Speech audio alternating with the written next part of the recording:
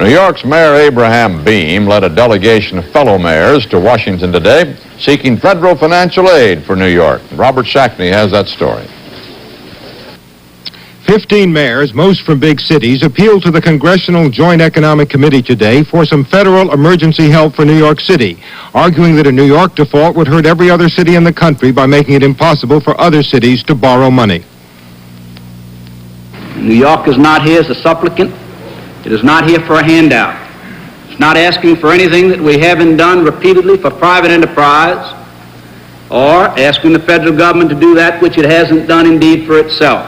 The state has done all it can. The city has done and is committed to do in the months ahead more of what we've done. And if the federal government does not help us, I think it will find the problem afterwards, which it would have to help us with, much more serious. The mayors asked for federal guarantees for New York City bonds and notes, and if necessary, emergency loans. The first answer from the Ford administration was a loud, firm no. The costs and risks associated with any program to provide special federal financial assistance to prevent default substantially outweigh the benefits which prevention would provide. All I sense is that you have said that the administration will amend the Bankruptcy Act, number one. Number two, that you'll take care of the banks. In other words, don't worry about the folks in the cities, we'll take care of the banks. I've heard some of that stuff in my younger life. And I didn't like it then, and I like it less now. Later in the day, the mayors all trooped over to the White House, where, not surprisingly, they found the president and his aides not very sympathetic. After meeting Mr. Ford, a number of the mayors said they were disappointed. Among the messages they heard, a claim by the administration that a New York default, if it happens, would be unfortunate but not important, would not damage the rest of the country. Robert Shackney, CBS News, Washington.